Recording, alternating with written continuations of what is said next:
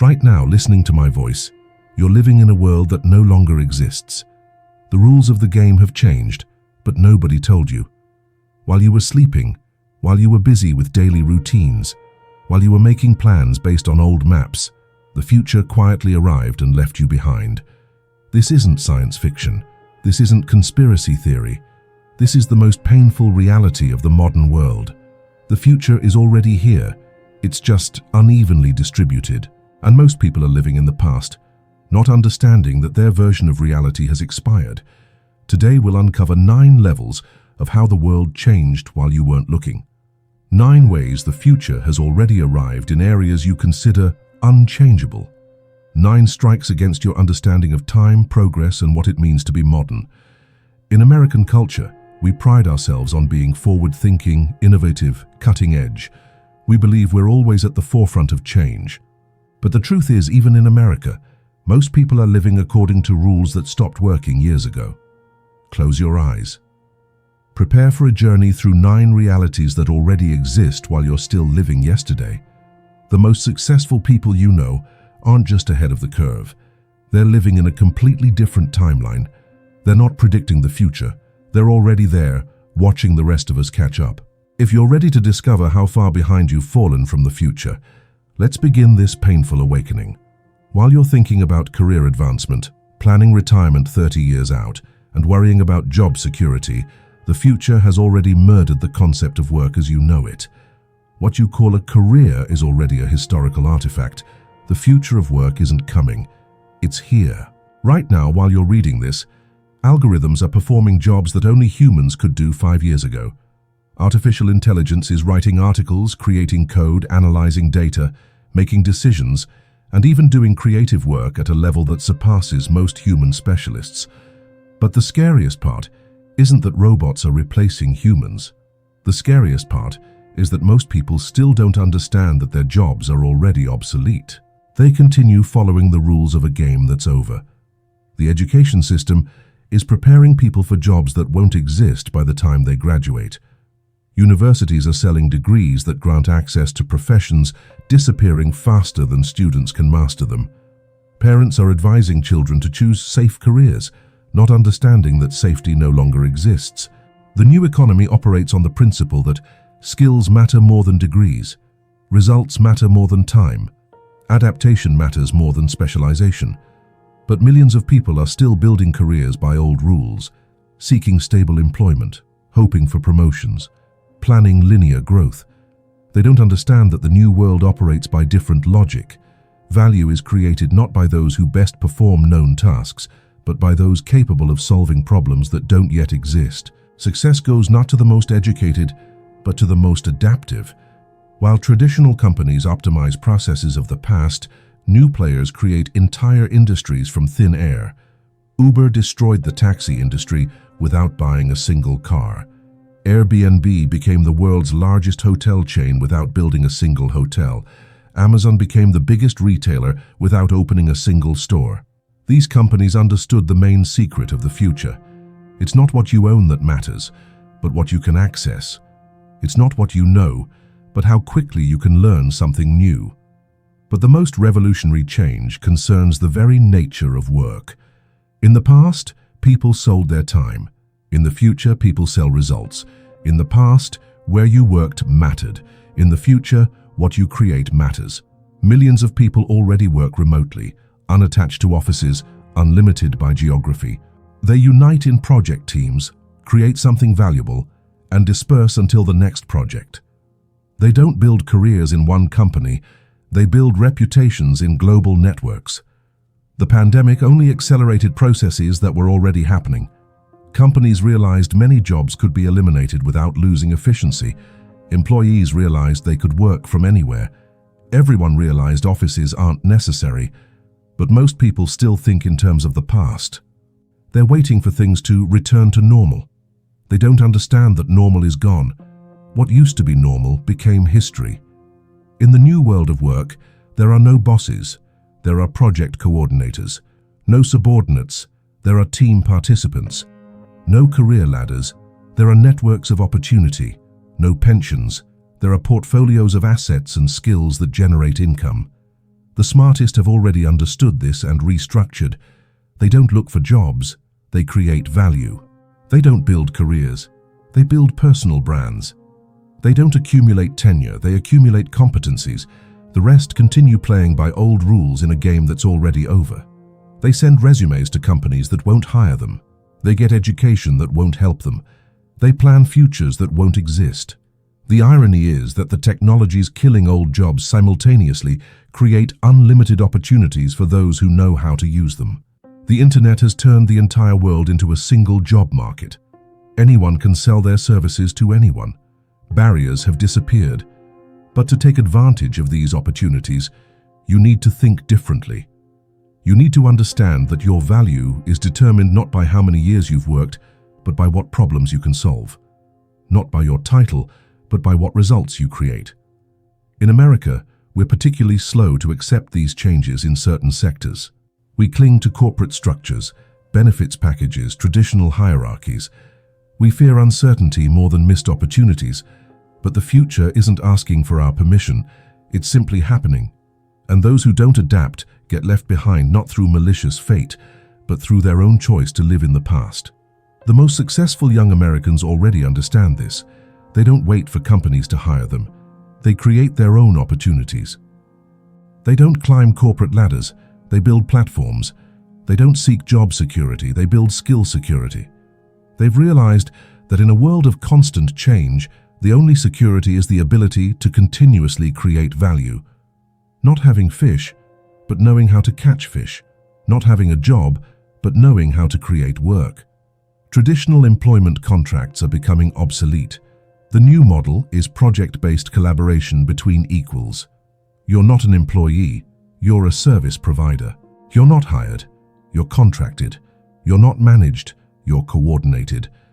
This shift terrifies older generations who built their identities around job titles and company affiliations, but it liberates younger generations who see work as just one aspect of a multifaceted life.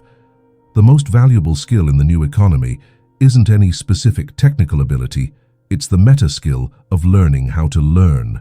Because whatever specific skill you have today will be obsolete in 5 years, but the ability to rapidly acquire new skills will always be valuable. Work, as we knew it, is dead, but the opportunities to create value, influence the world, and build life on your own terms are greater than ever in human history. The question is whether you're ready to let go of the dead past and grab hold of the living future. While you're saving dollars in bank accounts, planning 30-year mortgages, and worrying about interest rates, the future has already rewritten the rules of money. What you consider financial stability is an illusion based on a system that's slowly dying. Money, as we know it, is becoming fiction. Not tomorrow, not in 10 years, right now. While central banks print trillions from thin air, while governments juggle numbers in computers, while economists explain inflation as transitory factors, real value is shifting to completely different assets. Bitcoin grew from $0 to $1 trillion market cap in 10 years, not because people went crazy, but because they understood. When governments can print money infinitely, that money loses meaning as a store of value. But cryptocurrencies are only the visible part of the revolution. The real transformation goes deeper. The very concepts of value, wealth, and financial security are changing. In the new world, the most valuable asset isn't money, but access. Access to information, to people, to opportunities, to networks. Whoever controls access controls wealth. Look at the richest people on the planet. They're not rich because they have lots of money in banks. Elon Musk doesn't keep his wealth in dollars. He keeps it in shares of companies creating the future. His wealth exists as stakes in Tesla, SpaceX, other projects. But even stocks are last century. New wealth is created and stored in completely different forms. In data, in algorithms, in intellectual property, in social networks and influence. While you're thinking about accumulating $1 million for retirement, successful people create assets that generate income without their participation. They don't save money, they create systems that make money. A YouTuber with 1 million subscribers earns more than a bank manager, not because their work is harder, but because they understood the principles of the new economy. In the digital world, attention converts directly to money. The traditional financial system is built on control and intermediaries. Banks control transfers, exchanges control trading, governments control issuance. Each intermediary takes their percentage. The new system removes intermediaries. Blockchain allows transferring value directly. Decentralized finance, DeFi, allows borrowing, lending, trading without banks. NFTs allow selling uniqueness without galleries or auction houses. America is in a particularly complex position in this revolution. We built the current system and benefit from dollar dominance. But that dominance is eroding as alternatives emerge. The question isn't whether change will come, but whether we'll lead it or be dragged by it. Smart money has already moved. It's flowed into assets that can't be printed: real estate, stocks, commodities, technologies. It's diversified across currencies, jurisdictions, assets. It's insured against the collapse of any single system. But most Americans still think in last-century categories. They fear cryptocurrencies because it's not backed by anything, not realizing the dollar isn't backed by anything either, except government promise. They trust traditional investments, not realizing those investments depend on a monetary system that's fundamentally broken. The biggest lie people tell themselves is that keeping money in savings accounts is safe. Your savings lose purchasing power faster than you accumulate them. The dollar loses value, not because of external enemies, but because of the internal logic of modern monetary systems. When all currencies devalue simultaneously, the winner is whoever exits the game first. Smart money has already exited. Dumb money is still playing by rules that guarantee its destruction. The new generation understands this intuitively. Teenagers earn more from streaming, blogging, gaming than their parents do from real jobs. They don't plan for retirement. They create passive income. They don't fear risks. They fear missed opportunities. While older generations teach them to save for a rainy day, young people understand. In a world of constant change, every day you don't adapt is a rainy day. Financial literacy of the future isn't knowing how to balance a household budget. It's understanding how global financial flows work, how to create and scale assets, how to protect against systemic risks. The biggest risk now isn't losing money on a bad investment. The biggest risk is staying in a collapsing system until the very end. Traditional financial advisors still recommend portfolios of stocks and bonds as if it's 1975. They don't understand that in a world where central banks can print trillions overnight, traditional asset allocation is meaningless. The new model is anti-fragile, assets that get stronger during chaos. Bitcoin during currency collapse, technology stocks during digital transformation, skills during job market disruption. Real estate was the traditional hedge against inflation, but now even real estate is being disrupted by remote work and virtual worlds. Why pay Manhattan prices when you can work from anywhere? Why buy physical property when virtual real estate appreciates faster? The financialization of everything has created a world where traditional economics don't apply. Companies trade at valuations based on future possibilities, not current earnings. Assets rise and fall based on sentiment, not fundamentals. This seems irrational until you realize we're not trading money. We're trading stories about the future, and the most compelling stories command the highest prices. Money became fiction not because someone decided it should be, but because technology created alternatives that work better. Blockchain is more reliable than banks. Bitcoin is more predictable than dollars. Decentralized protocols are more honest than governments. The future of money has already arrived. The question is when you'll notice and what you'll do about it. Will you keep playing the old game with old rules, or will you learn the new game with new possibilities? The choice is yours. But remember, in the new economy, those who understand money's changing nature earliest get the biggest advantages. Those who cling to old models get left holding worthless paper. While you're spending years and hundreds of thousands of dollars on university education, planning graduate school and PhD programs, worrying about college rankings and GPAs, the future has already declared traditional education a theatrical performance that fools no one except its participants. The education system is dead, not dying, already dead. It continues existing through inertia, like a giant zombie consuming resources, time, and young lives, while providing nothing valuable in return. The most successful people of our time either dropped out of university, Gates, Jobs, Zuckerberg, or received education completely unrelated to their current activities. Elon Musk studied physics, but revolutionizes cars and space. Jeff Bezos studied electrical engineering, but created the largest commerce empire. These aren't exceptions. This is the rule of the new world.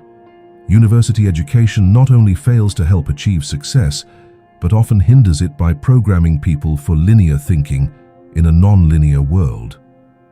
While American students memorize outdated textbooks written by professors who never worked in the real economy, successful entrepreneurs learn from YouTube, podcasts, online courses, and personal experience. Real education now happens not in lecture halls, but online. Any information can be found in seconds. Any skill can be learned virtually. Any expert can be contacted directly. But most importantly, the new world needs not knowledge, but the ability to learn and adapt quickly. Traditional education kills exactly these abilities by conditioning people to think in templates and memorize ready answers. Universities prepare people for jobs that don't exist, using methods that don't work, for goals that are irrelevant. They sell the illusion of stability in a world of constant change. Most of what students study becomes obsolete faster than they finish learning it. Programming taught in American universities lags 5 to 10 years behind real technologies. Marketing is taught by people who never sold anything online. Entrepreneurship is studied from professors who worked for salaries their entire lives. This isn't criticism of specific people, it's criticism of a system that by definition cannot keep up with the speed of change. By the time a new curriculum passes all committees and approvals, the world has changed 3 times.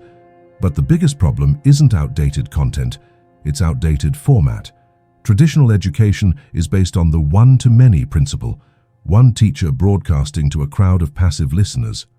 This is a factory model created for the industrial era. New education is personalized, interactive, based on projects and real problems. Artificial intelligence can already create individual learning programs for each person, adapting to their pace, style, and interests. While universities try to squeeze everyone into identical frameworks, technology creates opportunities for maximally individual development.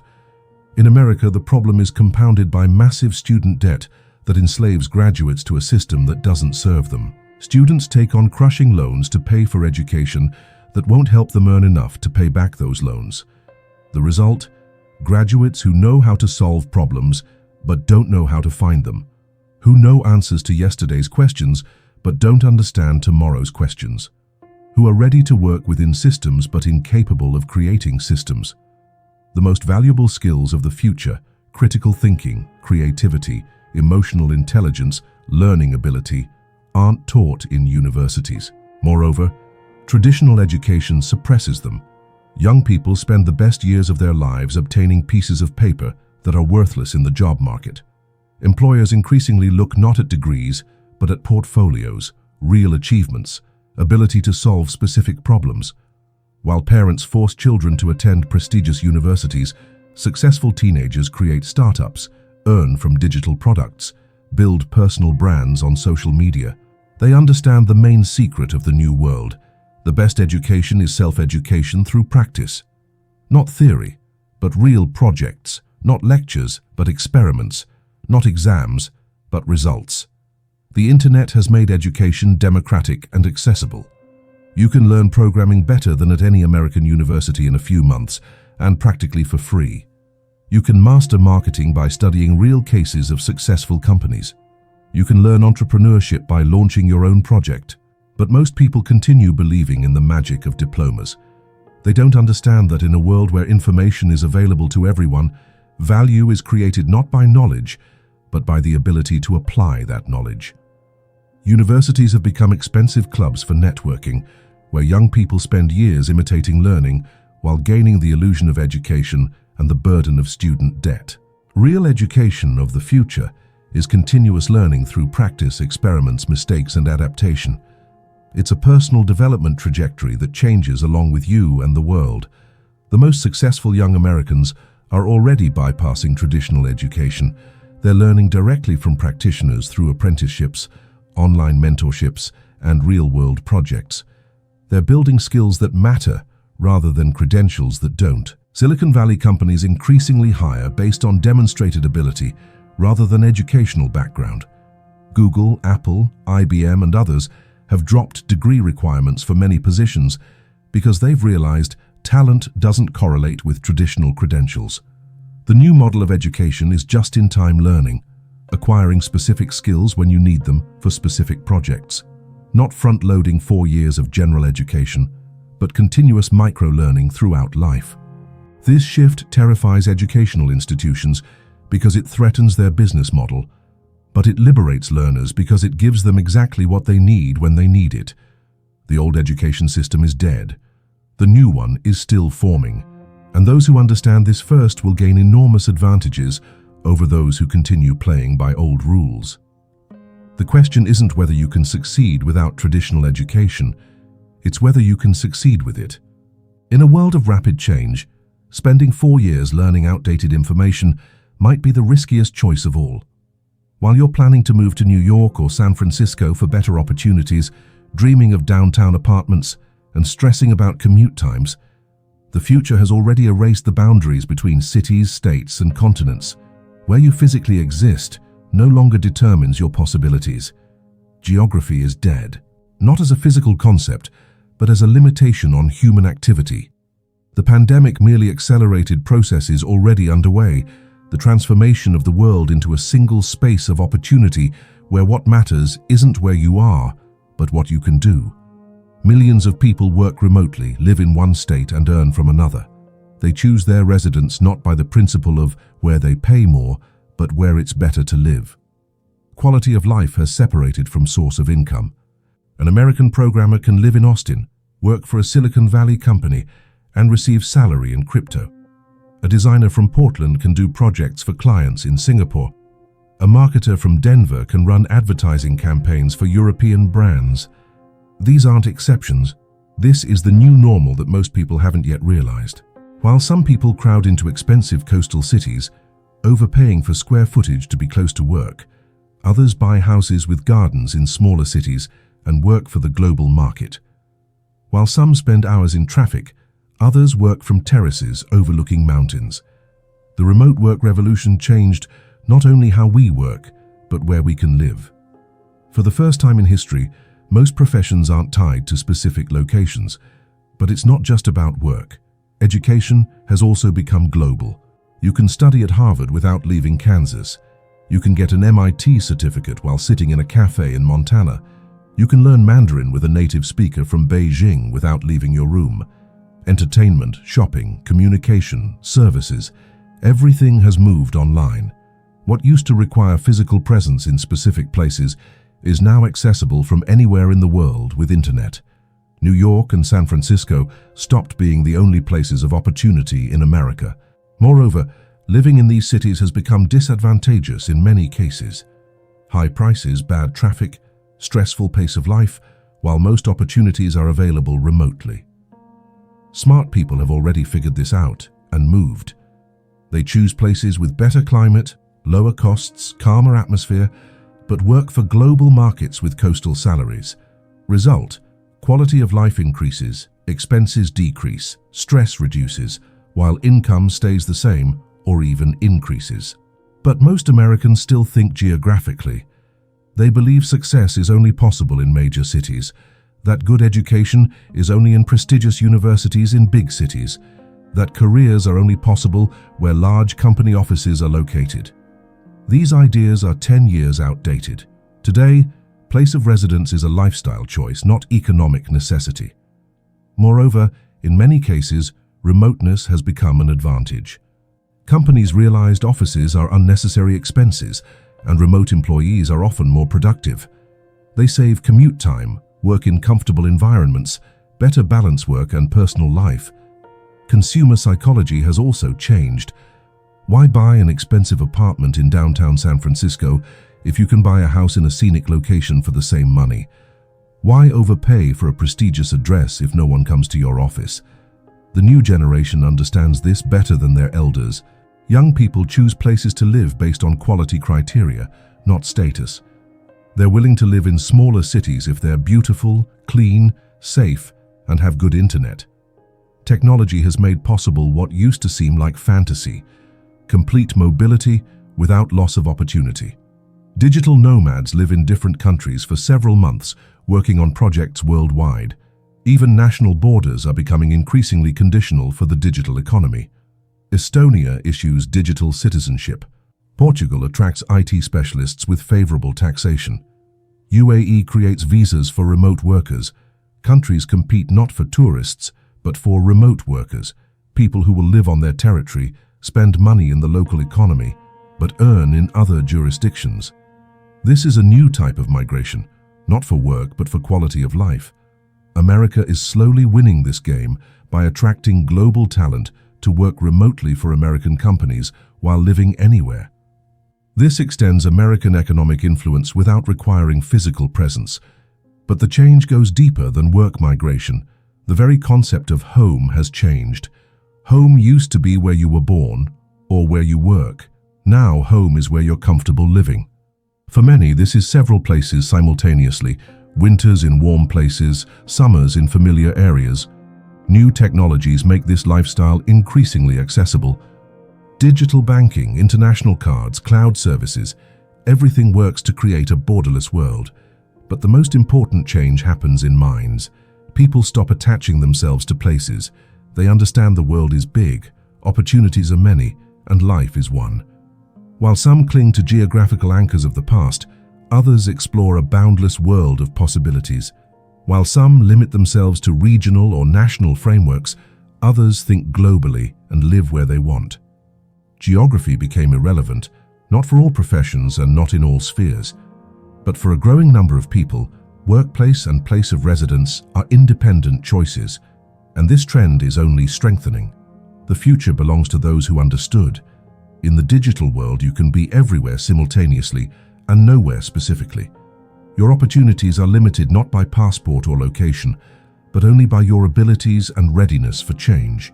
The question isn't where you should live, but whether you're ready to live anywhere. The world has become your office, your classroom, your marketplace. Geography is no longer destiny, it's choice. While you think you live in a democracy, vote in elections, and believe your opinion matters, real power has already shifted to algorithms. Those who control algorithms control the world, and most people don't even understand they've fallen under machine management. Every day, algorithms make thousands of decisions for you. What you see in your news feed, what ads you receive, who you meet on dating apps, what music you hear, what videos you watch, even what route you take to get home. Algorithms know more about you than you know about yourself. They predict your behavior better than your closest friends. They influence your decisions so subtly that you think you're deciding yourself. This isn't conspiracy theory. It's openly acknowledged by the largest technology companies. Google knows what you'll search before you start typing. Facebook knows who you'll vote for based on your likes. Amazon knows what you'll want to buy before you realize it. But it's not just commercial companies. Governments have also handed management over to algorithms, social credit scores in China, algorithmic distribution of government services, automated decision-making systems in courts, hospitals, schools. Human officials have become intermediaries between algorithms and citizens. They don't make decisions. They execute what machines calculated. In America, this process is happening more slowly, but inevitably. Digitization of government services sounds like convenience for citizens. Actually, it's transferring decision-making functions from people to algorithms.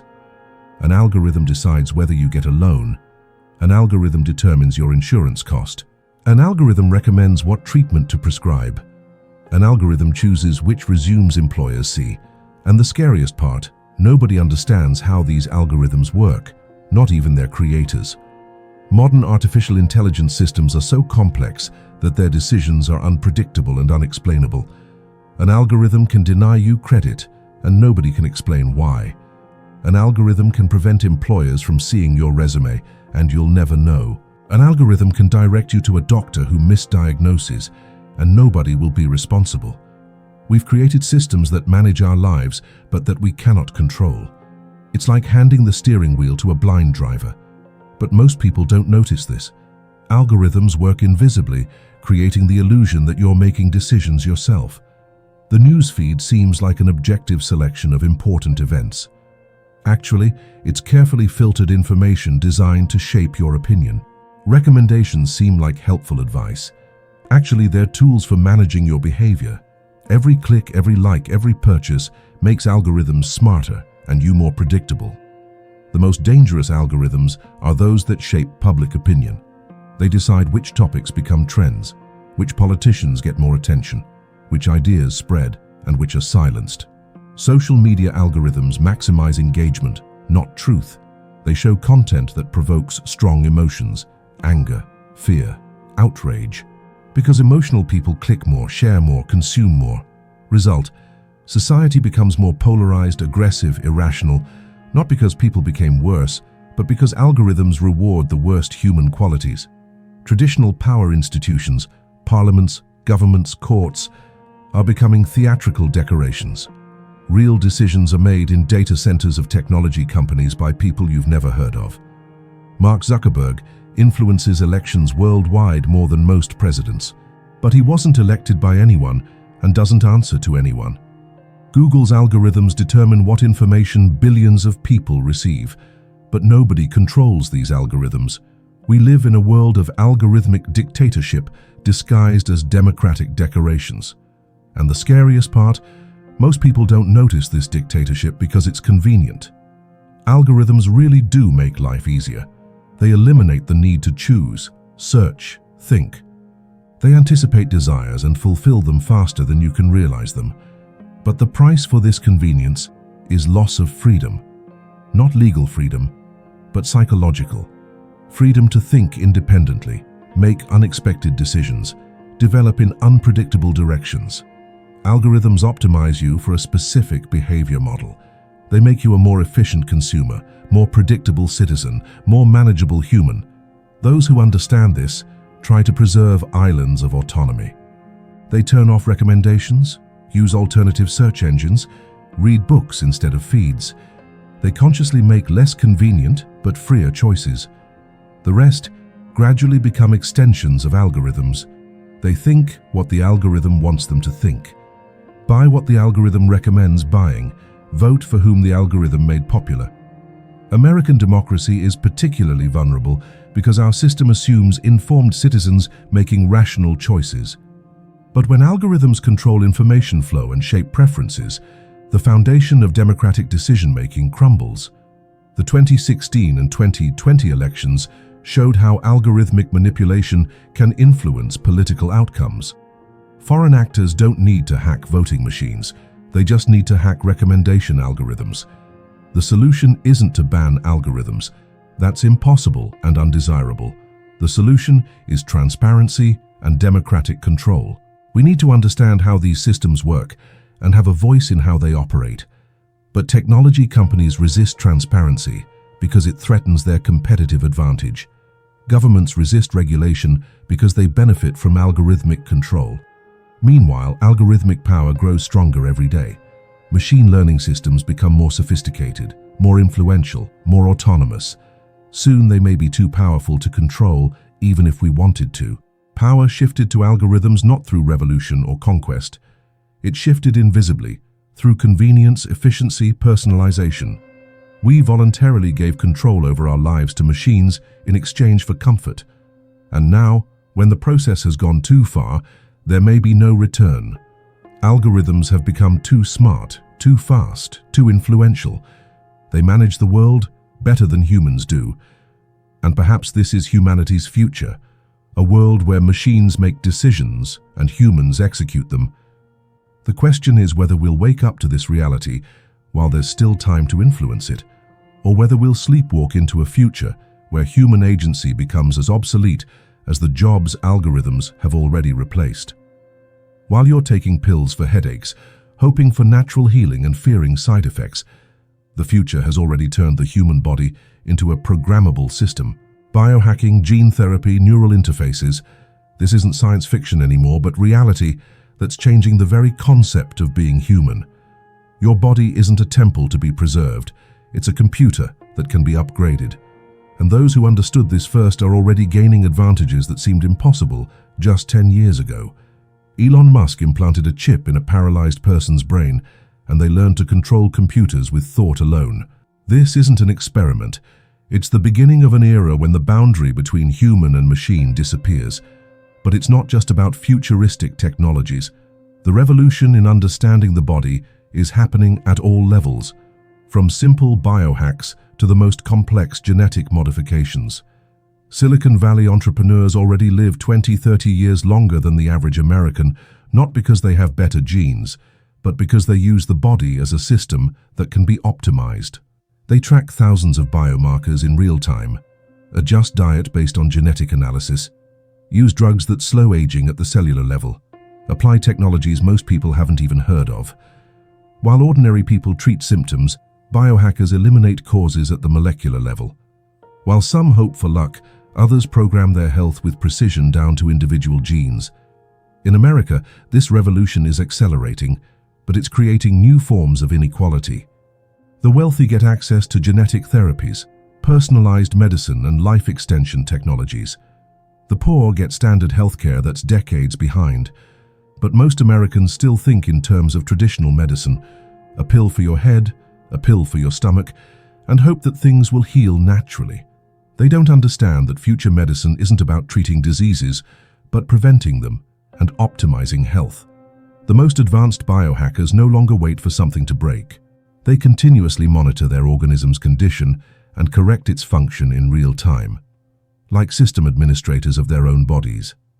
Their arsenal includes not only traditional methods, but technologies that sound like fantasy: nootropics for improving cognitive function, peptides for accelerating recovery, light therapy for synchronizing circadian rhythms. They use cold, heat, hunger, and physical stress not as ordeals, but as tools for programming the organism. Every impact is a command that triggers specific biological processes. Result: people who look 30 at 50 have the energy of 30-year-olds at 70, maintain mental clarity at 90. This isn't genetic lottery. It's the result of conscious work with the body as a system. But the real revolution is just beginning. Gene therapy allows correcting DNA defects that were previously considered incurable. CRISPR gives the ability to edit genomes with the precision of a text editor. You can already remove genes responsible for baldness, or add genes protecting against cardiovascular disease, or modify metabolism so the organism doesn't gain excess weight. This isn't theory. This is happening right now in laboratories worldwide. The first children with edited genes have already been born. The first adults are receiving gene therapy for age-related diseases. Neural interfaces make direct brain-computer connection possible. Imagine, you think about what you want to find on the internet, and results appear in your consciousness without using hands, eyes, or screens, or you could download knowledge directly into your brain, like in The Matrix. Learn foreign languages in days, not years. Master complex skills by simply downloading the right program. Next-generation prosthetics already exceed natural limb capabilities. Bionic arms are stronger and more precise than human ones. Artificial eyes see more colors and greater distances. Soon the boundary between treatment and enhancement will disappear. Why settle for normal vision when you can have eagle vision? Why accept ordinary memory when you can remember everything? Ethical questions remain unanswered. If some people can enhance their bodies while others can't, won't this create a new form of inequality? Biological inequality that can't be overcome through education or effort. What happens to those who can't afford genetic modifications? Will they become a new kind of second-class humans, or will society find ways to make these technologies accessible to everyone? Religious and traditional communities resist these changes. They believe humans shouldn't interfere with divine design, that the body is given by nature and shouldn't be improved. But resistance to technological progress has never stopped it. Those who refuse new possibilities simply get left behind. In this case, literally at the biological level, two classes of people are already forming: those who actively improve their bodies and those who rely on natural processes. The gap between them will only increase. The first will live longer, think faster, feel better. The second will remain humans version 1.0 in a world where humans version 2.0, 3.0 and beyond are appearing. American biotech companies are leading this transformation. Silicon Valley investors are pouring billions into longevity research, genetic therapies, and neural enhancement. The first generation of enhanced humans will likely be American. This gives America a potential advantage in the coming biological revolution, but it also creates responsibility. How these technologies develop and who gets access will shape the future of humanity. The military implications are staggering. Enhanced soldiers with improved reflexes, night vision, resistance to fatigue and pain, cognitive enhancement for pilots and strategists, genetic modifications for extreme environments. Bodies became hackable not yesterday and not tomorrow. This is happening right now. The question is whether you'll be an active participant in this revolution or a passive observer. The choice you make today about how to treat your body, as a sacred vessel or as an improvable system, will determine which category of human you belong to in the coming enhanced world. While you live in one reality, the physical world you see with your eyes and touch with your hands, millions of people have already transitioned to existing in multiple realities simultaneously. Virtual worlds have become not entertainment, but alternative spaces for life, work, relationships, and self-actualization. The boundary between real and virtual has disappeared. For the generation that grew up online, digital experiences are no less real than physical ones, sometimes more real. A teenager can spend an entire day in Minecraft, build a whole city there, find friends they communicate with for years, and for them this world is no less important than school or home. More important often, because in the virtual world, they can be who they want to be. Adults treat this as waste of time, not understanding their children live in a reality unavailable to them. This isn't escape from life, it's expansion of life beyond physical limitations. In virtual worlds, people build careers, earn real money, create art, fall in love, make friends, have conflicts. All the same things as in the physical world, but without geographical, social, and physical limitations. The gaming industry has long transformed into a metaverse, a parallel universe where people spend significant portions of their lives. Fortnite, Roblox, VR chat. These aren't games, but social platforms of a new type. Concerts in Fortnite gather more viewers than stadiums in the real world. Virtual real estate sells for more than actual property. Digital items are valued higher than physical ones, but it's not just about games. Augmented reality, AR, and virtual reality, VR, are turning the ordinary world into an interactive environment. You can see additional information about surrounding objects, get navigation hints directly in your field of vision, communicate with people who aren't physically nearby. Pokémon Go showed what the merger of physical and virtual worlds could look like. Millions of people saw familiar streets in a completely new way, as gaming space full of hidden objects and opportunities. This is just the beginning. AR technologies are developing so rapidly that soon every inch of the real world will be augmented with digital information. Buildings will become interactive. People will wear digital avatars over their physical bodies. Reality will become programmable. You can already put on a VR headset and find yourself anywhere in the world, walk through ancient Rome, visit Mars, meet friends on a spaceship. For the brain, this experience is indistinguishable from real travel. Work meetings are moving to virtual spaces. Why travel to an office when you can meet in a virtual room that looks better than any real office? Why limit yourself to video calls when you can communicate in three-dimensional space? Education is also becoming multiple. You can study history by visiting virtual reconstructions of ancient civilizations, study biology by traveling inside a cell, study physics by experimenting with natural laws in a safe virtual environment. Virtual worlds allow doing what's impossible in physical reality. Flying, transforming into animals, changing laws of physics, creating objects with the power of thought. This isn't just entertainment, it's expansion of human capabilities. But most importantly, in virtual worlds you can be anyone. A shy person can become a confident leader. A woman can try being a man. An elderly person can return to youth. a disabled person can have a full-bodied avatar. This freedom of self-expression attracts millions of people more than any entertainment. In the physical world, you're limited by your appearance, gender, age, social status. In virtual worlds, these limitations disappear. Result: many people feel more authentic in virtual worlds than in real life. Their virtual personality becomes more genuine than their physical one. Psychologists don't yet understand the consequences of this phenomenon. What happens to identity when a person has multiple bodies in different worlds? How does this affect relationships when people fall in love with avatars rather than physical bodies? In America, virtual worlds are developing rapidly, but they're creating new social divides. Those with access to advanced VR technology live in expanded realities. Those without remain limited to single reality existence. The new generation of Americans grows up in digital environments and naturally perceives multiple realities. For them, virtual relationships are no less important than physical ones, digital achievements no less valuable than material ones. Technology makes virtual worlds increasingly convincing. Haptic feedback allows feeling virtual objects. Scent interfaces add aromas. Taste simulators let you sample digital food.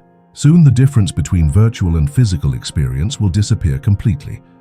Moreover, virtual experiences may become brighter and more intense than physical ones because they're not limited by natural laws. What happens when virtual reality becomes better than real reality? When digital worlds can provide more vivid emotions, deeper relationships, more interesting experiences. Many people may prefer living in virtuality, entering the physical world only when necessary. Like many now prefer online communication to live meetings. This isn't dystopia. It's simply a new form of existence. Humanity has always created artificial worlds, cities, cultures, languages, art. Virtual realities are the next step in this process. American tech companies are building these new worlds, which gives America soft power in shaping how humanity will live in expanded reality. The rules, cultures, and values embedded in these virtual spaces will influence billions of people. But there are risks. When people can escape to perfect virtual worlds, what happens to motivation to improve the physical world? When virtual experiences become more satisfying than real ones, what happens to human connection and social responsibility? The most successful young Americans are already building careers in virtual spaces. They're creating content, building communities, developing virtual real estate. They understand that digital worlds aren't just games, they're new frontiers of human experience and economic opportunity. Reality became multiple, not because someone decided it should be, but because technology gave people choice. And many are choosing to live not in one world, but in several simultaneously. The question isn't whether this is good or bad.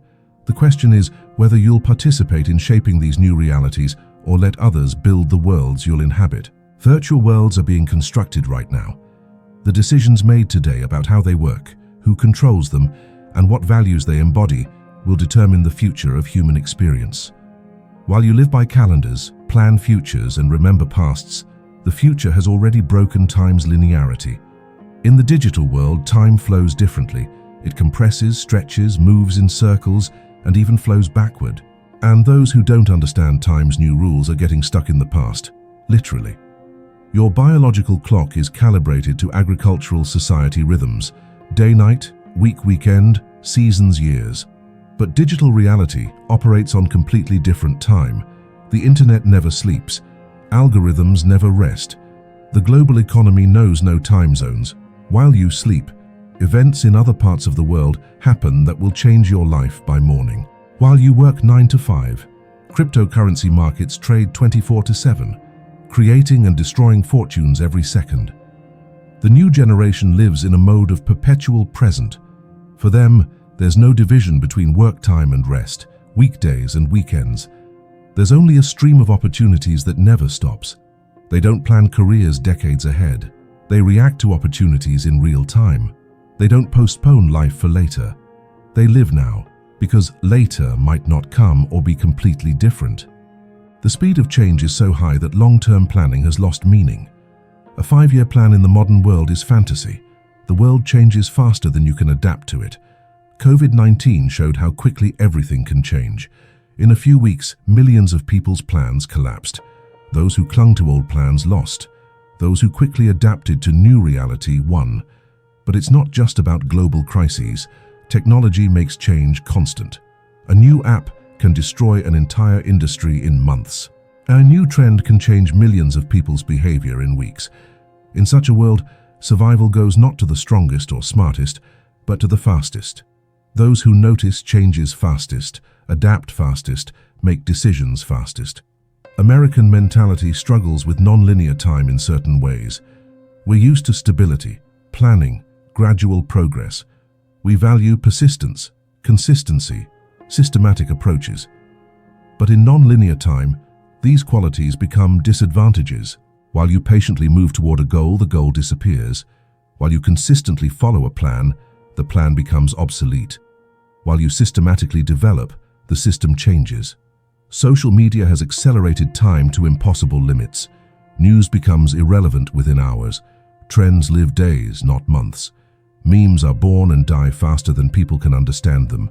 Attention became the scarcest resource because there's too much information and too little time to process it. People don't read, they scan. Don't watch, they scroll. Don't listen, they skip. The new generation consumes content at 2x speed, sometimes faster. They can't watch movies at normal pace, too slow. They're accustomed to TikTok, where every 15 seconds brings a new story. Their brains have adapted to high-speed information. They can process multiple streams simultaneously, watch videos, text in messengers, listen to music, play games. Older generations consider this scattered attention. Actually, it's a new form of concentration. Distributed, multitasking, adaptive. In a world of constant change, it's important to track many signals simultaneously. Time in the digital world flows not only faster, but differently in different spaces. In one social network, an hour can fly by unnoticed. In another app, those same 60 minutes drag endlessly. Algorithms have learned to manipulate time perception. They can make you lose track of time by diving into an endless content feed. Or conversely, create urgency, forcing immediate action. Notifications fragment time into pieces. Modern humans live not in unified time flow, but in series of short segments between notifications. Deep concentration becomes impossible because every few minutes something demands attention. Result? People lose the ability for long-term thinking. They live from notification to notification, from like to like, from message to message. Their plans don't extend beyond the next Instagram post. While older generations teach them to save for a rainy day, young people understand, in a world of constant change, every day you don't adapt is a rainy day. But paradoxically, simultaneously, the past has become closer than ever. Thanks to digital archives, you can instantly return to any moment. Photos, videos, messages, everything is preserved forever. Memories no longer fade naturally, they become permanently accessible data.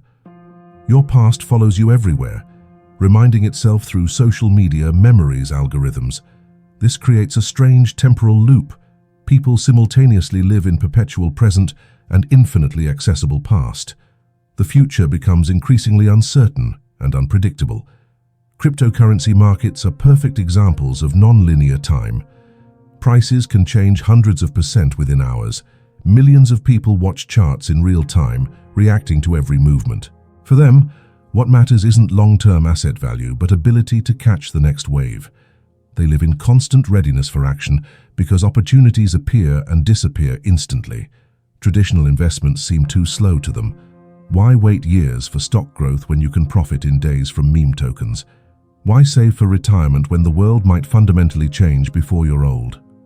Non-linear time also changes relationships between people. Romantic connections develop faster and end faster. Friendships can arise instantly through shared online interests and break just as quickly. People are less patient with relationship problems. Why work through difficulties when you can find a new partner on dating apps in minutes? Why maintain friendship when there are thousands of potential friends on social media? Education must also adapt to non-linear time. Four-year university programs seem absurdly long when skills become obsolete faster than they can be learned. The new education model is short, intensive courses that provide specific skills for solving current problems. Not fundamental knowledge for life, but adaptive competencies for continuous learning. Companies are also learning to work in non-linear time. Startups can grow to billion-dollar valuations in months. Corporations that existed for decades can go bankrupt in weeks. Successful companies become more flexible, ready for rapid strategy changes. They don't build 5-year plans. They create systems for rapid response to changes. Governments adapt slowest to non-linear time. They still pass laws for a world that no longer exists. Regulate technologies that are already obsolete. Plan budgets for an economy that has changed. Result: the gap between technological change speed and institutional response speed grows. States fall further behind reality. Time became non-linear, not metaphorically but practically. In a world of instant communications, algorithmic trading and viral content, events happen faster than people can comprehend them. Those who learn to live in non-linear time gain enormous advantages. They notice opportunities faster, make decisions faster, adapt to changes faster. The rest get stuck in the past, continuing to live by linear time rules in a world where those rules no longer work. While you think everyone has equal chances, that the future is open and fair, that success depends on your efforts, the future has already quietly chosen its winners. The game is over before most people understood it had begun. This isn't conspiracy theory. This is mathematics of exponential growth, network effects, and positive feedback loops. In a world where technology develops exponentially, small advantages turn into enormous gaps. Look at any tech industry. Everywhere, 2 to 3 players dominate, taking most of the market. Google in search, Facebook in social media, Amazon in e-commerce, Apple in premium smartphones. This isn't coincidence. It's the pattern of digital economy. Winner takes all. When marginal cost of copying approaches zero, the most popular product becomes the only viable choice. Why use the second most popular social network when all your friends are on the first? Why choose an alternative search engine when Google gives better results? Why buy a different smartphone when all apps are optimized for iPhone? Network effects make leaders stronger and laggards weaker. Each new user increases product value for all others. The rich get richer not because they work better, but because the system is rigged in their favor. The same happens with people. In a world where information and opportunities spread through networks, what matters isn't what you know, but whom you know, and who you're connected to. People who got into the right networks early get access to better opportunities, better information, better resources. These advantages accumulate, creating an ever larger gap with those who remained outside networks. Elon Musk became the world's richest person not because he's thousands of times smarter or more hardworking than others, but because he was in the right place at the right time, with the right connections and correctly used opportunities. But most importantly, future winners are already visible now. It's not a secret. Most people just don't pay attention to the right signals. Young people creating popular TikTok content now will influence millions of opinions in 10 years. Programmers working with artificial intelligence now will become the new architects of the world. Entrepreneurs experimenting with blockchain now will create tomorrow's financial system. Future signals are available to everyone, but only a few see them. Most people look at the present through yesterday's eyes. They wait for trend confirmation when it's already too late to join. When traditional media starts writing about new technology, opportunities for early entry are already missed. When a new trend becomes obvious to everyone, most of the profit has already been distributed among pioneers. In America, this problem is particularly acute in certain communities. We're used to being leaders, not followers, but in the fastest-moving sectors, even Americans can fall behind global innovation. The result? Entrepreneurs and specialists eternally play catch-up. They copy models already obsolete in leading countries. They enter markets when main positions are already taken. But there are exceptions. American programmers created platforms that compete globally. Early Silicon Valley teams successfully rivaled international competition. Developers from America create world-class hits. What these successes share, they started early when most didn't understand the direction's potential. They didn't wait for permission or confirmation. They acted based on understanding trends that weren't yet obvious. Future winners in any field possess several common qualities. They see opportunities before others. They're willing to risk when outcomes are unclear. They don't fear mistakes because they understand, in a rapidly changing world, the risk of inaction exceeds the risk of action. They also understand the power of exponential growth. Small differences in development speed, maintained over time, lead to enormous gaps in results. If you grow 1% daily, while your competitor stands still, after a year, you'll be 37 times stronger. If you grow 10% monthly, after a year you'll be 3 times stronger than someone growing 5% monthly. These differences seem small initially, but turn into insurmountable advantages over time. That's why it's important not just to move in the right direction, but to move faster than others. Artificial intelligence accelerates the winner selection process. Algorithms increasingly accurately predict who will succeed and who will fail. They analyze millions of factors unavailable to human perception. As a result, resources and opportunities concentrate around those algorithms identify as promising. This creates self-fulfilling prophecies. Those the system considers successful get more chances for success. Banks give loans to those with high credit scores. Employers hire those with impressive resumes. Investors fund those who already showed results. The circle closes. Those left outside the system find it increasingly difficult to get back in. Algorithms remember past failures and reduce chances for future opportunities. One mistake can cost access to all subsequent chances, but it's not too late to understand the new game's rules and start playing by them. The future chooses winners, not randomly, but by specific criteria. These criteria can be studied and met. The main criterion is speed of adaptation to change. Those who fastest understand new trends and restructure for them get the biggest advantages. The second criterion is readiness for risk and experimentation. In a world of constant change, safety is illusion. Real safety lies in ability to quickly adapt to any conditions. The third criterion is understanding network power and exponential growth. Success in the modern world isn't linear accumulation of advantages, but creation of positive feedback systems. The fourth criterion is focus on creating value in the digital world. Physical assets depreciate. Digital ones appreciate. The future belongs to those who create value in virtual space. American entrepreneurs who understand these principles early are positioning themselves as global leaders in emerging industries. They're not just keeping up with change, they're driving it. The future has already chosen its winners, but the list isn't closed. You have time to join them if you're ready to accept the new game's rules and play ahead of the curve. The question is whether you'll act while there's still time or remain an observer of others' success. The future is already here, but it's unevenly distributed, and now you know why. The race for tomorrow started yesterday. Those running hardest aren't trying to win. They're trying not to lose everything.